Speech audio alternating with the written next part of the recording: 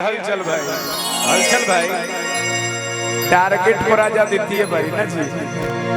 Target कलाकार के focus होला, कलाकार के देखी मन मिजाज खली बन जाए, राग रसोईया पागड़ी क्या बात है। गीत संगीत लगे के चीज है, कोनो गारंटी नहीं कि बढ़िया बढ़िया कलाकार के गीत संगीत ना लगे। एक मिनट गुड्डू भैया, इस साइड में साउंड सिस्टम के पास जो लोग खड़े हैं पहले इसको खाली कीजिए। डिस्टर्ब, अगर ये मशीन गिर जाएगा तो दिक्कत हो जाएगी, ये डिस्टर्ब हो जाएगा। प्लीज भाई हाथ जोड़ के निवेदन है कि आप लोग प्लीज पीछे हो जाइए। साउंड सिस्टम जिस पर हम सभी कलाकार ये कार्यक्रम प्रस्तुत करें, प्लीज हाँ शांति बनाइए, शांति बनाइए। आइए हमारे बीच हमारे बड़े भाई गुड्डू हलचल जी का अब हलचला अंदाज सुनते हैं। कौना मेहरारू के साथ ना होला, कौना मेहरारू के मन ना होला। हमार बोल मुआ दो पैसा कमे कमाई लेकिन नजरिया के सोझा भोजपुरनी मेहरारू लेखा तनी आचर ले लो, आचर ले लो। हेलो कि तोहर चढ़ली जवानी देख के मन हमर पागल बा,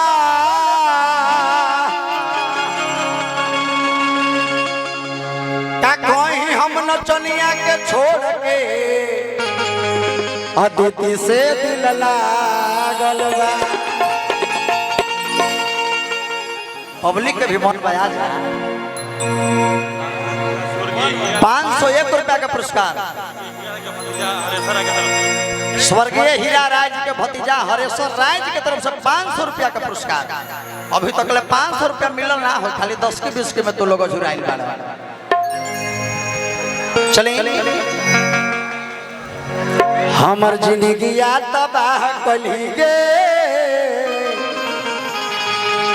मगही में हमारे को गीत बड़ा हिट भइल, हालांकि 2-3 गो हमर गीत हिट भइल। हेलो हेलो चेक बढ़िया से बोल।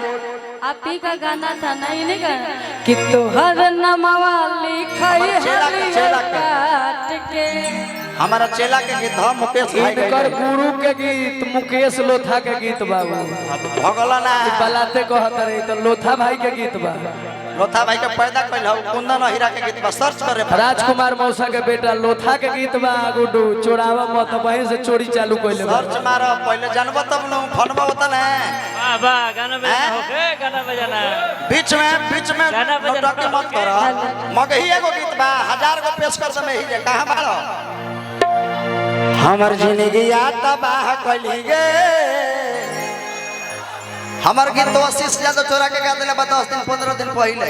अब हमर गीत मारा सर्च मारा स्वागत म्यूजिक पर, लेकिन हमने बोली ना, हमने ब्यास है, हमने लाइव पे। अरे भाई तू गुरु एके गुरु के चेला हुआ लोग ऐसे करता रहो। का कर जानत ली प्रिंस बाबा, दोनों एके गुरु के चेला बानी।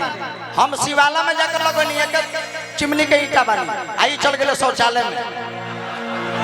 इस शौचालय में चल गइले दोनों, जानत नहीं दोनों हमनी झंडे हैं। हम महावीर जी में लगनी एक बास के हमनी दोनों हैं। आई लगले नलिया हुरे वाला में, नलिया हुरे वाला में।